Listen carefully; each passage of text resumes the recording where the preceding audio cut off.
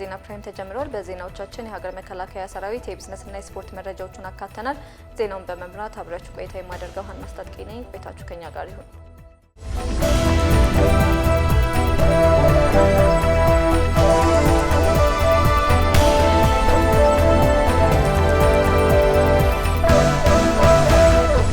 የኢፌዴሪ ምክትል ጠቅላይ ሚኒስትር ተመስገን ጥሩነህ ሁለተኛውን የውሃና ኢነርጂ ሳምንት በሳይንስ ሙዚየም ከፍተዋል።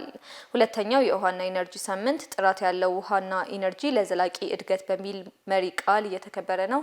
ጫልሲሳ ገመዳ ተጨማሪ ዘገባ አለው። የኢፌዴሪ ምክትል ጠቅላይ ሚኒስትር ተመስገን ጥሩነህ ሁለተኛውን የውሃና ኢነርጂ ሳምንት በሳይንስ ሙዚየም ከፍተዋል። ሁለተኛው የውሃና ኢነርጂ ሳምንት ጥራት ያለው ውሃና ኢነርጂ ለዘላቂ እድገት በሚል መሪ ቃል ነው የተከፈተው። ሁለተኛው የውሃና ኢነርጂ ሳምንት የተለያዩ ባለድርሻ አካላትን ያሳተፈ ኤግዚቢሽንን ጨምሮ እንዲሁም ታዳሽ ኃይል ላይ እየተሰሩ ያሉ ስራዎች ለእይታም ቀርበዋል። ኢትዮጵያ በታዳሽ ኃይል ዙሪያና በውሃ አጠባበቅ ዙሪያ ላይ ባለፉት ዓመታት ስትሰራ ቆይታለች። በዚህም የኃይል አቅርቦትንና የምግብ ዋስትናን በማረጋገጥ ረገድ መሻሻሎች ታይተዋል። የኢፌዴሪ ምክትል ጠቅላይ ሚኒስትር ተመስገን ጥሩነህ በመድረኩ ባደረጉት ንግግር የውሃና ኢነርጂ እድገት ለሀገራችን ብልጽግናና ሉዓላዊነት ወሳኝ ነው ብለዋል። ኢትዮጵያ ይህንኑ እውን ለማድረግ ትኩረት ሰጥታ እየሰራች ትገኛለችም ብለዋል። ዋተር ኤንድ ኤነርጂ አር ሞር ዛን ጀስት ሴክተርስ ውሃና ኢነርጂ ለኢትዮጵያ የእድገት ለውጥ ኢንዱስትሪና ለዜጎቻችን ብልጽግና ቁልፍ ሚና ያለው ሴክተር ነው። ኢትዮጵያ ባለፉት ዓመታት በንጹህ ውሃና ኢነርጂ ዙሪያ ብዙ ስራዎችን ስትሰራም ቆይታለች። በዚህም በሚሊዮኖች የሚቆጠሩ ኢትዮጵያውያን የኃይል ተጠቃሚ ሆነዋል። ሀገራችን አሁን ላይ ይህን ኃይል ለጎረቤት ሀገራቶችም እያቀረበችም ትገኛለች። አሁን ላይ ሀገራችን ኢትዮጵያ ለአፍሪካ ታዳሽ ኃይልን ለማቅረብ እየሰራችም ትገኛለች። የውሃና ኢነርጂ ሚኒስትር ዶክተር ኢንጂነር ሀብታሙ ኢተፋ በበኩላቸው አሁን ላይ ሀገራችን ኢትዮጵያ ለአፍሪካ ታዳሽ ኃይልን ለማቅረብ እየሰራች ትገኛለች ሲሉ ተናግረዋል። በሚቀጥሉት 5 ቀናት ውስጥ በውሃና ኢነርጂ ዙሪያ የተለያዩ ለዘርፉ መጋቢ የሆኑ ስራዎችን እንሰራለን። በፓነል ውይይታችን የውሃ ሀብታችን እንዴት መጠቀም እንዳለብንና ማስተዳደር እንዳለብን የምንመካከርበት ሲሆን በቀጣይም ከአህጉሪቱ ከተውጣጡ ባለድርሻ አካላት ጋር በህዳሴ ግድብ ዙሪያ ባለፉት ዓመታት ከጎረቤት ሀገራት ጋር ድንበር ተሻጋሪ የሆኑ ድርድሮች ላይ በማተኮር ልምድ እንለዋወጣለን። ሁለተኛው የውሃና ኢነርጂ ሳምንት በተለያዩ መርሃ ግብሮች ለ5 ቀናት የሚካሄድ መሆኑም ተገልጿል። የከተማዋ ነዋሪ ለሚነዙ ሀሰተኛ አሉባልታዎች ጆሮ ሳይሰጥ ለልማት ስራ ውጤታማነት ላሳየው ከፍተኛ ድጋፍ ልባዊ ምስጋና አቀርባለሁ ሲሉ ከንቲባ አዳነች አቤቤ ገለጹ። በሁለተኛው ምዕራፍ ተጀምረው በተጠናቀቁ የኮሪደር ልማት ስራዎች ላይ ከፍተኛ አስተዋጽኦ ያደረጉ አካላትን አመስግነዋል። ረመዳን ሀጂ ተጨማሪ ዘገባ አለው። ከንቲባ አዳነች አቤቤ የአዲስ አበባ ከተማ ነዋሪዎች ለሐሰተኛ አሉባልታዎች ጆሮ ሳይሰጥ የልማት ተነሺ ሆኑትም ያልሆኑትም ለጋራ ልማት በመተባበር ለልማት ስራው ውጤታማነት ላሳየው ከፍተኛ ድጋፍ ልባዊ ምስጋና አቀረቡ። ከንቲባ አዳነች አቤቤ በሁለተኛ ምዕራፍ ተጀምሮ በተጠናቀቁ የኮሪደር ልማት ስራዎች ላይ በከፍተኛ የስራ ተነሳሽነት ሌት ተቀን ሲሰሩ ለነበሩ ከማዕከል እስከ ወረዳ ያሉ አመራሮች እና ሰራተኞች፣ ኮንትራክተሮች፣ አማካሪዎች፣ ማህበራት፣ በጎ ፈቃደኞች እና ሌሎችም ለነበራቸው ከፍተኛ አስተዋጽኦና ትውልድ ተሻጋሪ ስራ ምስጋና አቅርቧል። አሁን ደግሞ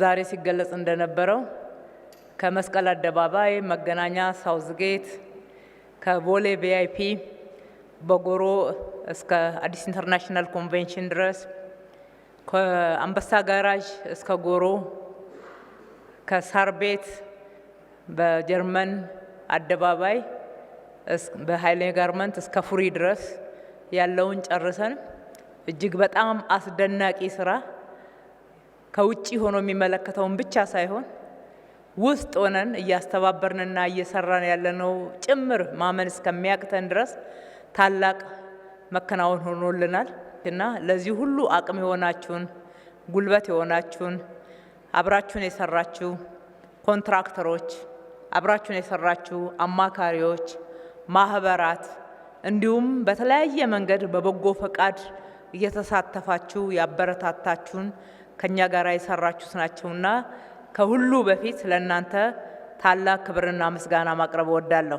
በተለይም መላው የከተማችን ነዋሪዎች ለሚነዙ ሐሰተኛ አሉባልታዎች ጆሮ ሳይሰጥ የልማት ተነሺ ሆኑትም ያልሆኑትም ለጋራ ልማት በመተባበር ቡና እያፈላ ውሃ እያቀረበ ለልማት ስራዎች ውጤታማነት ላሳየው ከፍተኛ ድጋፍ ልባዊ ምስጋናዬን አቀርባለሁ ብሏል። ከመተባበር ባለፈ አብረውን እስከ መስራት በየመንገዱ ቆመው ሰራተኞቻችንን ሌሊት ማበረታታት፣ ምግብ ማቀበል፣ ቡና ማፍላት በብዙ ኮሪደሮች ላይ የተለመደ እየሆነ እኛ በርቱ ከምንላቸው በላይ ከየትኛውም ኮንትራክተር ቢሆን የትኛውም አማካሪ ቢሆን የከተማ አስተዳደር ሰራተኞች ቢሆን የምትሰሩት ለኛ ነው በሚል ከፍ ባለ አስተሳሰብ ሲያበረታቱ ተመልክተናል።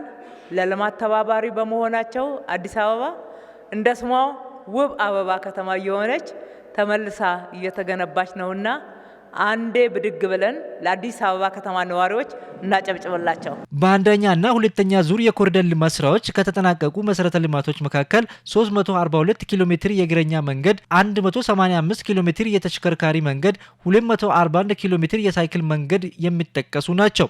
ዘመናዊ የመንገድ መብራቶች፣ በርካታ የህዝብ መገልገያና መዝናኛ ቦታዎች፣ በርካታ የህዝብ አገልግሎት መስጫ መሰረተ ልማቶች፣ 101 የህፃናት መጫወቻዎች፣ 155 የስፖርት ማዘውተሪያዎች፣ 153 ዘመናዊ ፓርኪንግ እንዲሁም ተርሚናሎች እንዲሁም 210 የህዝብ መጸዳጃዎች ተገንብቶ አገልግሎት መስጠት ጀምሯል ብሏል። በኢትዮጵያ የበጎ ፈቃድ አገልግሎት የማህበረሰቡን ችግሮች በራስ አቅም በመፍታት የኢትዮጵያን ማንሰራራት እንዲሆን እያገዘ መሆኑን የሴቶችና ማህበራዊ ጉዳይ ሚኒስትር ኤርጎጌ ተስፋዬ ገለጹ። በጎነት ለኢትዮጵያ ከፍታ በሚል መሪ ሀሳብ የ2017 ዓ.ም ሀገራዊ ክረምት ወራት የበጎ ፈቃድ አገልግሎት ማጠቃለያና የእውቅና መርሃ ግብር በባህር ዳር ከተማ ተካሂዷል። በመርሃ ግብሩ የተገኙት የሴቶችና ማህበራዊ ጉዳይ ሚኒስትር ኤርጎጌ ተስፋዬ እንደተናገሩት የበጎ ፈቃድ አገልግሎት ወቅታዊ ተግባር ሳይሆን በኢትዮጵያ ባህል ሆኖ እንዲዘልቅ እየተሰራ ነው ብለዋል። አገልግሎቱ በመንግስትና በህዝብ መካከል ጠንካራ ትስስር እንዲፈጠር ከማድረግ ባሻገር የመረዳዳት እሴቶች በህዝቡ ዘንድ እንዲጎለብቱ ያስቻለ ነው ሲሉ ገልጸዋል። በ2017 ዓ.ም የክረምት በጎ ፈቃድ አገልግሎት 35 ሚሊዮን ወጣቶችንና ሴቶችን በማሳተፍ 53 ሚሊዮን ህዝብ አገልግሎቱ ተጠቃሚ ማድረግ እንደተቻለም አንስተዋል። በተከናወኑ የበጎ ፈቃድ አገልግሎቶችም ከ86 ቢሊዮን ብር በላይ ግምት ያለው ሀብት ማዳን መቻሉንም አብራርተዋል። የኢትዮጵያ ኦርቶዶክስ ተዋሕዶ ቤተክርስቲያን ቅዱስ ሲኖዶስ ምልአተ ጉባኤ ከጥቅምት 11 እስከ 17 ቀን 2018 ዓ.ም ያካሄደውን ውይይት አጠናቋል።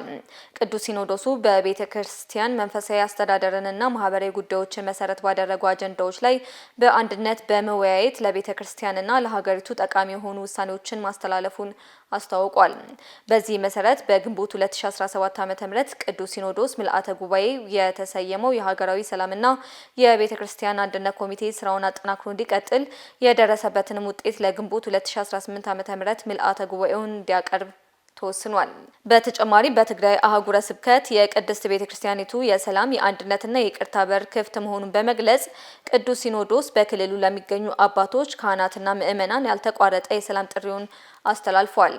ቅዱስ ሲኖዶስ አባት እንዲመደብላቸው ጥያቄ ባቀረቡ አህጉረ ስብከቶች ዙሪያ የውሳኔ ሀሳብ የሚያቀርቡ ብፁዓን አባቶችን በመሰየምና ተገቢውን ውይይት በማድረግ ውሳኔ ማስተላለፉንም በመግለጫው ይፋ አድርጓል።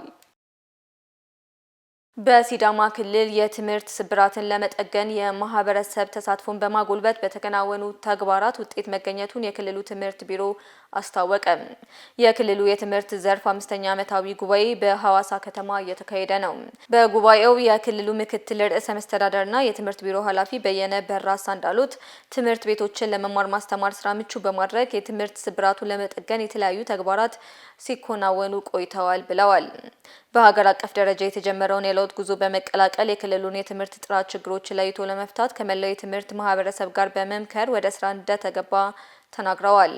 ለዚህም የሲዳማ የትምህርት ንቅናቄን በማወጅ ከመንግስትና ከማህበረሰቡ ተሳትፎ ከ555 ሚሊዮን ብር በላይ በመመደብ 5300 የሚሆኑ ትምህርት ቤቶችን የመማሪያ ክፍሎችንና የትምህርት መገልገያ ቁሳቁስን የማደስና የማሟላት ስራ መሰራቱን ጠቁመዋል። የመምህራንን አቅም ለማጎልበት ከተለያዩ ዩኒቨርሲቲዎችና መምህራን ኮሌጆች ጋር በመተባበር ሲሰራ መቆየቱን አንስተው በዚህም ለ20 ሺህ መምህራን የአቅም ግንባታ ስልጠና ተሰጥቷል ብለዋል።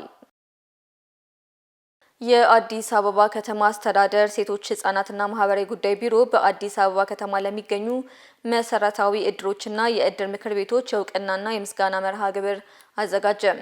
በመድረኩ ላይ በ2017 ዓ.ም የተከናወነውን ሰነድ ቀርቦ ተሳታፊዎች ያላቸውን አስተያየትና ቅሬታ በማንሳት ኃላፊዎችን በተነሱ ሀሳቦች ላይ የመፍትሄ አቅጣጫ አስቀምጠዋል። ጽዮን ወንዲፍራው ተጨማሪ ዘገባ አላት። የአዲስ አበባ ከተማ አስተዳደር ሴቶች ህጻናትና ማህበራዊ ጉዳይ ቢሮ በአዲስ አበባ ከተማ ለሚገኙ መሰረታዊ እድሮችና የእድር ምክር ቤቶች የእውቅናና ምስጋና መርሃ ግብር አዘጋጀ። የአዲስ አበባ ከተማ አስተዳደር ሴቶች ህጻናትና ማህበራዊ ጉዳይ ቢሮ በ2017 በጀት ዓመት በአዲስ አበባ ከተማ በክረምት ወራት በበጎ አድራጎት ስራ በመሰማራት ማህበራዊ ኃላፊነታቸውን ለተወጡ እድሮችና የእድር ምክር ቤቶች የእውቅናና ምስጋና መርሃ ግብር አዘጋጅተዋል። የአዲስ አበባ ከተማ አስተዳደር ሴቶች ህጻናትና ማህበራዊ ጉዳይ ቢሮ ኃላፊ ወይዘሮ ቆንጂት ደበላ እድሮችና የእድር ምክር ቤቶች የማህበራዊ ዋስትና አገልግሎቶች ላይ፣ የፋይናንስ እርዳታ ላይ፣ የቤቶች ግንባታና የተለያዩ መሰረተ ልማት ላይ ጉልህ ሚና ሲጫወቱ እንደቆዩም ገልጸዋል። ከዚህ አንጻር በተለይ እድሮች ከመደበኛ ስራዎቻቸው ባሻገር አሁን ላይ በተለይ ለአባሎቻቸው የማህበራዊ ዋስትና አገልግሎት በመስጠት የፋይናንስ አገልግሎት በመስጠት በመረዳዳት ጭምር ማለት ነው፣ ችግር ሲገጥም በመደገፍ ጭምር እንደዚሁም በከተማችን በሚካሄዱ የተለያዩ የልማት ፕሮግራሞች ላይም በመሳተፍ ጭምር ሰላም በማስጠበቅ ጭምር የተለያዩ ተልእኮች ሲወርዱ በተለይ ተቋማት እንደመሆናቸው ትልቅ ኃላፊነትም ስላለባቸው አስተዳደሩ በሚፈልጋቸው ጊዜ በሁሉ ነገሮች በመሳተፍ በማገዝ ጭምር እንቅስቃሴ እያደረጉ ያሉበት ሁኔታ አለ ማለት ነው። የአዲስ አበባ ከተማ አስተዳደር ሴቶች ህጻናት ማህበራዊ ጉዳይ ቢሮ ምክትል ኃላፊና ማህበራዊ ዘርፍ ኃላፊ ወይዘሮ ገነት ቅጣ እድሮችን በማዘመንና በመደገፍ ዘርፍ ብዙ ስራዎችን እየሰሩ እንደሆነም ጠቅሰዋል። እድሮች እንግዲህ መዘመን መቻል አለበት። የኢንሹራንስ እንዲገቡ ኢንሹራንስ ማለት ለምሳሌ ህጻናት ላይ አይታወቅም፣ በተለያየ ምክንያት ቤተሰቦቻቸው ሰርቶ የሚያበላ የቤተሰብ ኃላፊ ቢያርፍ በኢንሹራንሱ ቀሪው ቤተሰብ ይቋቋማል ማለት ነውና እንደዚህ አይነት ፕላትፎርሞች ውስጥ እንዲገቡ ከባንኮች ጋር በማወያየት ሊንክ እንዲኖራቸው በማድረግ እዛ አካባቢ ደግሞ እድሮችስ እንዴት ቢዘምኑ መስፈርታቸው መረጃቸው እንዴት ሲሟላ ነው ያንን በጣም ዘርፈ ብዙ ስራዎችን እንሰራለን። ከየክፍለ ከተማው የተውጣጡ የእድር ምክር ቤት ኃላፊዎችና አባላት በተዘጋጀው መርሃ ግብር ደስተኛ መሆናቸውን በመግለጽ ያላቸውንም ቅሬታ አንስተዋል። እውነት በመንግስት ደረጃ የማህበረሰቡ የጀርባ አጥንት የሆኑ ቤዝ የሆነውን እድር የሚለውን ነገር ሪኮግኒሽን ተሰጥቶ ለእውቅና መጠራታችን እሰየሁ የሚባል ነው። በእኛ ሀገር አመሰግናለሁ አልተለመደም። በዚህ መጀመሩ ጥሩ ነው። በበለጠ አጠናክረን ለመቀጠል በተደጋጋሚ ጠይቀናል። የቦታ ችግር አለብን። ተከራይተን ነው እቃ ምን አስቀምጠው። የኛ እቃ ደግሞ ለእድርተኛ ብቻ አይደለም። ሰፈር ላይ ማንኛውንም ሀዘን ሲደርስ ለማንኛውም ሰው እንደርሳለን፣ ከመንግስትም ጋር እንደርሳለን፣ ሁሉን ነገር እናደርጋለን። ነገር ግን ቦታ ችግር በጣም አለብን። እኔ ላለማንዛዛት ጠይቀናል ምንም ሊፈታ አልቻለም። በመድረኩ ላይ በ2017 ዓ.ም የተከናወነ ሰነድ ለተሳታፊዎች ቀርቦ ተሳታፊዎች ባላቸው አስተያየትና ቅሬታ ላይ ኃላፊዎች የመብት አቅጣጫም አስቀምጠዋል። ተመልካቾቻችን ዜናዎቻችን እንደቀጠሉ ናቸው። አሁን ደግሞ የቢዝነስ መረጃዎችን የምናቀርብበት ሰዓት ላይ ደርሰናል። የቢዝነስ መረጃዎቹን ልታደርሰን ባልደረባዬ ኢየሩሳሌም ሽመልስ አጠገቤ ትገኛለች። ኢየሩስ እንዴት አመሸሽ? እንዴት አመሸና? ምን የቢዝነስ መረጃዎችን ይዘሽ ልቀረብሽ? እሺ አመሰግናለሁ። ያው በአፍሪካ አህጉራዊ ነጻ የንግድ ቀጠና ስለመፈጠሩ ይታወቃል። ይህም ደግሞ የበርካታ ሰፊ የገበያ እድሎች ነው ይዞ የመጣው። ታዲያ እዚህ ላይም የንግዱ ማህበረሰብ ደግሞ በነቂስ እንዲሳተፍ በንግዱ ዘርፍ በተለይም ደግሞ በነጻ የንግድ ዘርፍ ላይ ደግሞ በትኩረት እንዲሰራና እንዲሳተፍ ነው ጥሪ የቀረበው። ይህኛው ከሀገር ውስጥ የያዝነው ነው። ከውጭ ደግሞ የደቡብ ምስራቅ እስያ መንግስታት ማህበር በማሌዥያ እየተካሄደ መሆኑ ይታወቃል። ታዲያ እዛ ላይም በርካታ ሀገራት በተለይም ደግሞ በኢኮኖሚ የሚወዳደሩ ሀገራት ተሳትፈዋል። ከነዛ ውስጥ አንዱ እንግዲህ አሜሪካና ቻይና ናቸው። አሜሪካና ቻይና ከቅርቡ እንደምናውቀው የተለያዩ ኢኮኖሚያዊና የንግድ ውይይቶችን በተለያዩ ሚኒስትሪሞችም እንዲሁም ደግሞ የስልክ ውይይቶችን ሲያደርጉ ቆይተዋል። ከዛ ባለፈ እንግዲህ በአካልም ደግሞ በማሌዥያ የጎንዮሽ ውይይት አድርገዋል። ይህንን በሰፊው የምናየው ይሆናል። ሌሎችንም ደግሞ እናያለን። ጥሩ ኢየሩስ መቀጠል ትችላለሽ። አመሰግናለሁ።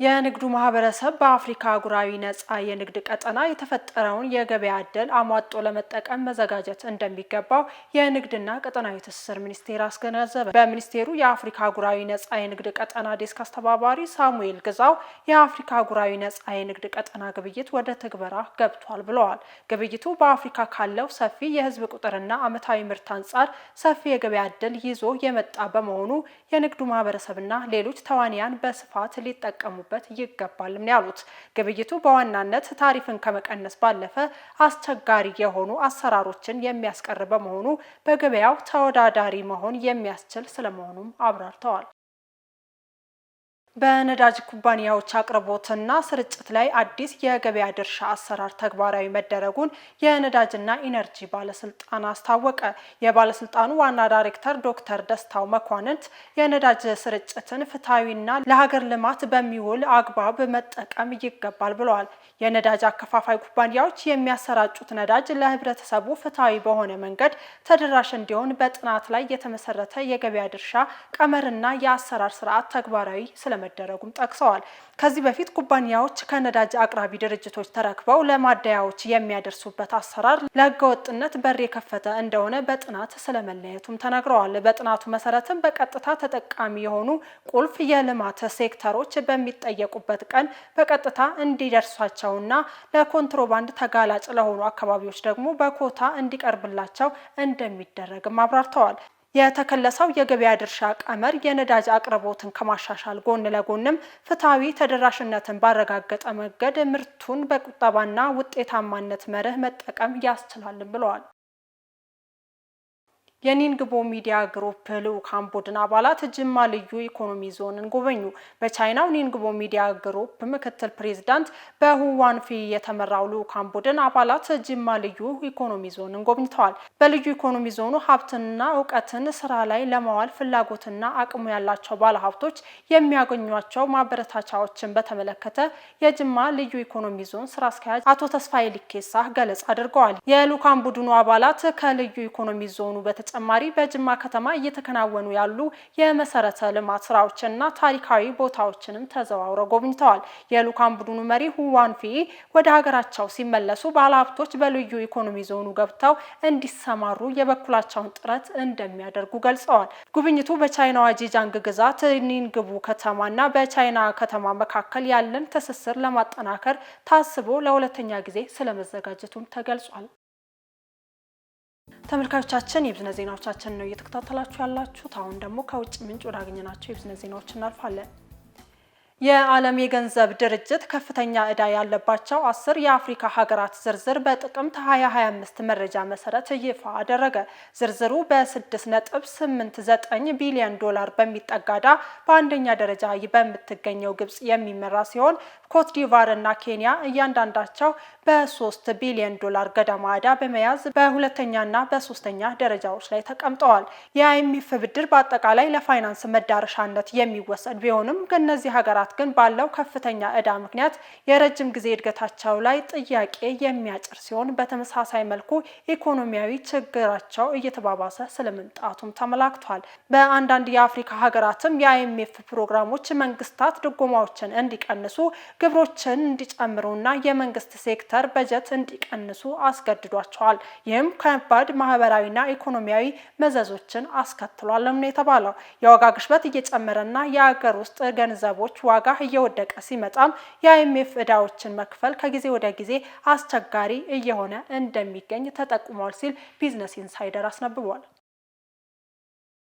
አሜሪካና ቻይና በማሌዥያ ዋና ከተማ ኳላላምፑር የኢኮኖሚና ንግድ ውይይትን አደረጉ። በምክትል ጠቅላይ ሚኒስቴር ሄሌ ፊንግ የሚመራው የቻይና የልዑካን ቡድንና በገንዘብ ሚኒስቴር ስኮት ቤሴንት የሚመራው የአሜሪካ የልዑካን ቡድን በቻይናና አሜሪካ የኢኮኖሚና የንግድ ግንኙነት ውስጥ ባለው አስፈላጊ ጉዳዮች ላይ ምክክር አድርገዋል።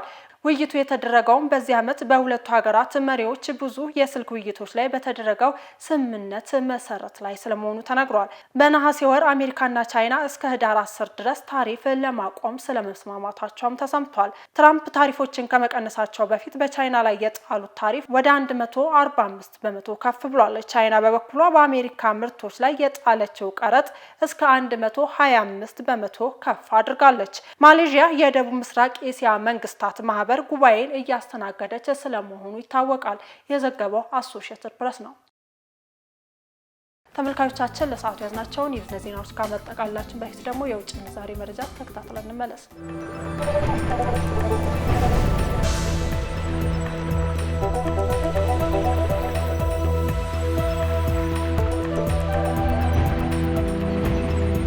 ለሰዓቱ ያዝናቸው የቢዝነስ ዜናዎቻችን የተከታተላችሁትን ይመስል ነበር። ቀሪ የፕራይም ዜናዎች ይቀጥላሉ። መልካም ቆይታ።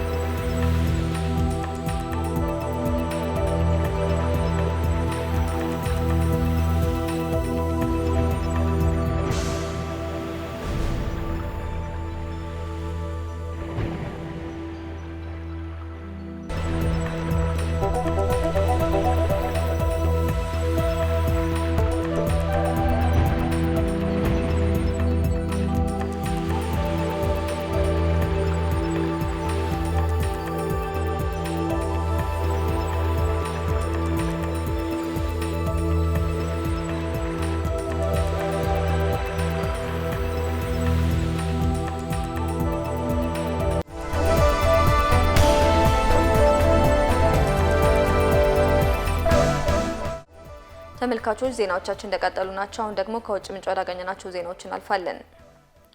የማሊ መንግስት በነዳጅ ቀውስ ምክንያት ትምህርት ቤቶችን ለመዝጋት መገደዱን ገለጸ። ማሊ ታጣቂዎች ነዳጅ ወደ ሀገሪቱ እንዳይገባ ባደረጉት እገዳ ምክንያት የነዳጅ እጥረት በመከሰቱ ትምህርት ቤቶችንና ዩኒቨርሲቲዎችን መዝጋቷን አስታውቃለች። የትምህርት ሚኒስትር አህመዱ ሲሳቫኒ እንዳስታወቁት የትምህርት ቤት ሰራተኞችን እንቅስቃሴ በሚጎዳ የነዳጅ አቅርቦት መስተጓጎል ምክንያት ለ2 ሳምንታት ትምህርት እንደማይኖር አስታውቀዋል። በአልቃይዳ የሚደገፈው ቡድኑ ታጣቂዎች በመስከረም ወር መጀመሪያ ላይ ከጎረቤት ሀገራት ወደ ማሊ የሚገባውን የነዳጅ ማስመጣት ሂደት እገዳ መጣሉን አስታውቆ ነበር። ይህም የአገሪቱን ኢኮኖሚ በማጨናነቅ በመቶዎች የሚቆጠሩ የነዳጅ መኪናዎች በድንበር ላይ እንዲቆዩ አድርጓል ተብሏል። ማሊ ከጎረቤት ቡርኪና ፋሶና ኒጀር ጋር በመሆን ከአልቃይዳ መንግስት ቡድን ጋር ግንኙነት ያላቸውን ኃይሎች ስትዋጋ ቆይታለች ሲል አፍሪካ ኒውስ ዘግቧል። የሩሲያን ፖለቲካዊና ኢኮኖሚያዊ አቅም ለማዳከም የአውሮፓ አባላት ሀገራትና ኔቶ በርካታ ስራዎችን እየሰሩ ይገኛሉ። ሞስኮም ከዩክሬን ጋር በገባችበት ጦርነት መነሻ ከ20 በላይ ሀገራትን ዩክሬንን በመደገፍ የሩሲያን ነዳጅና ጋዝ ከዓለም አቀፍ ገበያ ለማስወጣት ቃል ገብተዋል። አለምሰገድ አበበ ተጨማሪ አለው። የሩሲያን ፖለቲካዊና ኢኮኖሚያዊ አቅም ለማሽመድመድ የአውሮፓ አባል ሀገራትና ኔቶ በርካታ ስራዎችን እየሰሩም ይገኛል። በተለይ ሞስኮ ከዩክሬን ጋር በገባችበት ጦርነት መነሻ ከ20 በላይ ሀገራት ዩክሬንን በመደገፍ የሩሲያን ነዳጅና ጋዝ ከዓለም አቀፍ ገበያ ለማስወጣት ቃል መግባታቸውን የታወቀው ሀገራቱ ፕሬዚዳንት ቭላዲሚር ፑቲን ጦርነቱን እንዲያቆሙ ጫና በማሳደር ከዩክሬን ጎን ለመቆም ያሰበ ስለመሆኑ ተናግረዋል። ዩናይትድ ኪንግደሙ ጠቅላይ ሚኒስትር ሰር ኪር ስታርመር እንዳሉት ከሆነ አገራቱ የተሰባሰቡት በበጎ ፈቃደኝነት ነው ሲሉ ነው ከየትኛውም ወገን ጫና አለመኖሩንም የተናገሩት። ስታርመር ለአገራቱ የጋራ ጉባኤ አዘጋጅተው የነበረም ሲሆን አሜሪካ በሁለቱ የሩሲያ ነዳጅ አምራች ድርጅቶች ማለትም ሮስኔፍትና ሉኪያዎ ላይ አዲስ ማዕቀብ መጣሏም ይታወሳል። ዩናይትድ ኪንግደምም ከአሜሪካ ቀድማ ተቋማቱ ላይ ማዕቀብ መጣሏ የሚታወስም ሲሆን ሁለቱ የሩሲያ ነዳጅ አምራቾች በየቀኑ 3.1 ሚሊዮን በርሜል ነዳጅ ወደ ውጭ ሀገራት እንደሚልኩ ቁጥሮችም ይመሰክራሉ። ሮስኔት የተባለው ኩባንያ ከሩሲያ የነዳጅ አቅርቦት ግማሹን እንደሚሸፍንም ይነገራል። ከዓለም አቀፍ ገበያው ደግሞ 6% ድርሻ እንደማለት ነው። በለንደን በተካሄደው ጉባኤ ላይ የዩክሬኑ ፕሬዝዳንት ቮሎዲሚር ዜሌንስኪ ሩሲያ ላይ ጫና ማሳደር ብቸኛው መንገድ ነው ሲሉ ነው የተናገሩት። ዜሌንስኪ ሩሲያ ላይ ጥቃት ለመሰንዘር የአሜሪካው ቶማሃውክ ረጅም ርቀት ተወንጫፊ ሚሳኤል እንደሚያስፈልጋቸው በተደጋጋሚ መጠየቃቸው የሚታወስም ሲሆን ሀገራቱ ግን በዚህ በኩል የሰጡት ቃልም የለም።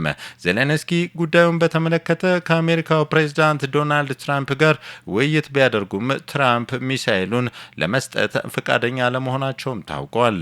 በዋነኝነት ዩክሬን የሩሲያን ነዳጅ ማቀነባበሪያዎች ኢላማ ማድረግ የምትፈልግ ሲሆን ፕሬዝዳንት ቭላዲሚር ፑቲን ለዩክሬን ቶማሃውክ ረጅም ርቀት ተወንጫፊ ሚሳኤል ከተሰጠ ምላሻቸው የከፋ እንደሚሆንም አስጠንቅቀዋል። ስታርመር በለንደኑ ጉባኤ ፑቲን ሰላም አይፈልጉም ሲሉም ነው የተናገሩት።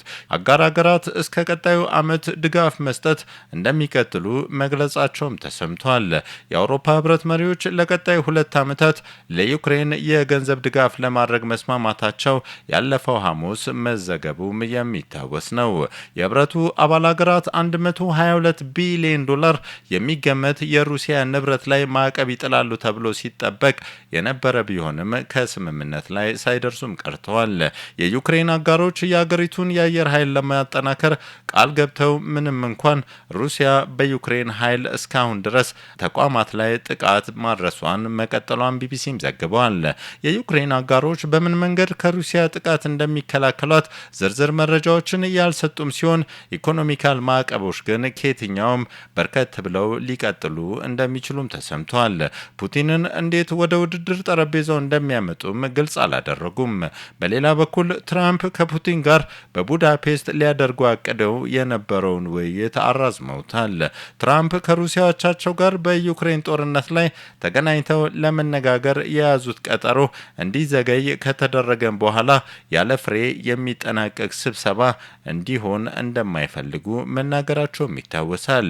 ዩክሬን በዩናይትድ ኪንግደም በተሰሩ ስቶርም ሻዶ ሚሳይሎች የሩሲያን የኬሚካል ፋብሪካ መምታቷን ባለፈው ሳምንት አስታውቃም ነበር። በሩሲያ በኩል የተሰጠ ምላሽ ባይኖርም ክሬምሊን በበኩሉ ዩክሬን በረጅም ርቀት ጥቃቶችን መፈጸም የምትችልባቸውን የጦር መሳሪያዎች እንዳይሰጡ ምዕራባውያንን ሲያስጠነቅቁም ቆይተዋል። ታዲያ አሁን ላይ ኢኮኖሚካል ማዕቀቦች ላይ የአውሮፓ ህብረት በዚህን ያህል መተባበራቸው ለውጡ ምን ድረስ ይሆን አብረን የምናየው ጉዳይም ነው።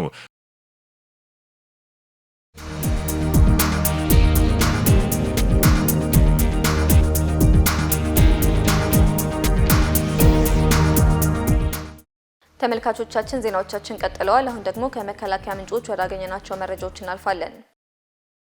የአየር ወለድ ክፍለ ጦር በሰሜን ሸዋ ዞን ቡልጋ ክላስተር ሚሊሻዎችን አሰልጥኖ አስመረቀ። የአየር ወለድ ክፍለ ጦር በሰሜን ሸዋ ቡልጋ ክላስተር ራስን መቻል በሚል መርህ ያሰለጠናቸውን የሚሊሻ አባላት የዞኑ አመራሮች በተገኙበት አስመርቋል። በምረቃ ስነ ስርዓቱ ላይም የአየር ወለድ ክፍለ ጦር ዋና አዛዥ ኮሎኔል አደራጀው ሰርብ በዛሬው ዕለት የተመረቃችሁ ሚሊሻዎች ለዞኑና ለወረዳው ተጨማሪ የሰላም አቅም በመሆናችሁ ኃላፊነታችሁን በመልካም ዲሲፕሊን ልትወጡ ይገባል ብለዋል። ጽንፈኛ ቡድኖች ጫካ ገብተው የሚዋጉት በተላላኪዎቻቸው አማካኝነት ሀገር ለማፍረስ እንደሆነ ገልጸው ሰራዊቱ ከሌሎች የጸጥታ አካላት ጋር በመሆን መሰናክሎችን ሁሉ እያለፈ ተልዕኮን እየተወጣ ነውና እናንተም የዚህ ሰራዊት ደጋፊ አካል መሆን ይጠበቅባችኋል ሲሉ ገልጸዋል።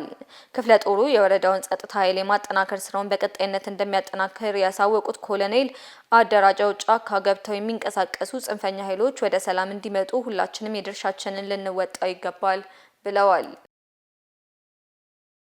ኢትዮጵያ በሰላም ማስከበር ተልዕኮ የገዘፈ ስም ያላት ታላቅ ሀገር ናት ሲሉ ሌተናል ጄኔራል መሃን ሰብረ ማንያን ተናገሩ። በተባበሩት መንግስታት ድርጅት የደቡብ ሱዳን ሰላም ማስከበር ተልዕኮ ኃይል አዛዥ ሌተናል ጄኔራል መሃን ሰብረ ማንያን የኢትዮጵያ ሰላም አስከባሪ ሰራዊት በደቡብ ሱዳን ዌስተርን ኢኳቶሪያል ያለው አስቸጋሪና ግጭት የሚታይበት የግዳጅ ቀጠና ወታደራዊ ጨዋነትን በተላበሰ መልኩ የድርጅቱን መርህ ተከትሎ ውጤታማ ተልዕኮ እየፈጸመ እንደሆነ ተናግረዋል። የሻለቃው አሁናዊ የዝግጁነት ሁኔታ ማስተማማኝ መሆኑን በመልከታቸው አረጋግጠዋል። ሌተናል ጄኔራል መሃን ሰብረ ማንያን ኢትዮጵያ ቀኝ ገዢዎችን ያንበረከከች ከአድዋ አስደማሚ ታሪክ ቀጥሎ በሰላም ማስከበር ተልዕኮ የገዘፈ ስም ያላት ታላቅ ሀገር እንደሆነችም መስክረዋል።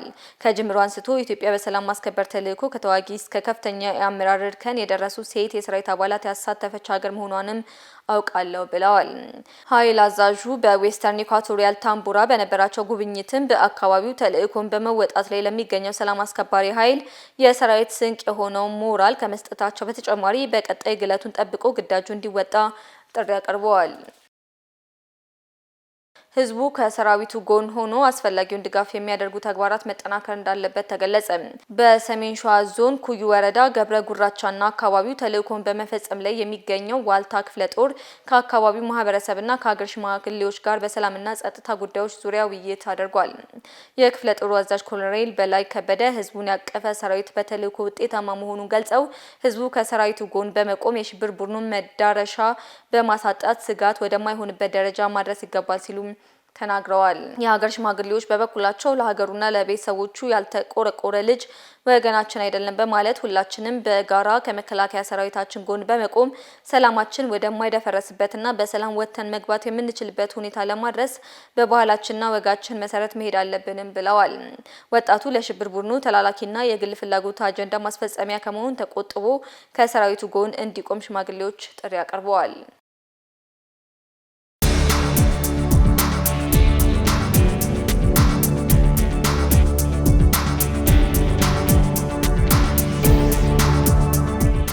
ተመልካቾቻችን ለዛሬ የነበሩን ዜናዎች ይህን ይመስላሉ። አብራችሁን ቆይታ ስላደረጋችሁ እጅግ እናመሰግናለን። ቀሪ ፕራይም ሚዲያ ዝግጅቶች ይቀጥላሉ። በእኔ በኩል መልካም ጊዜ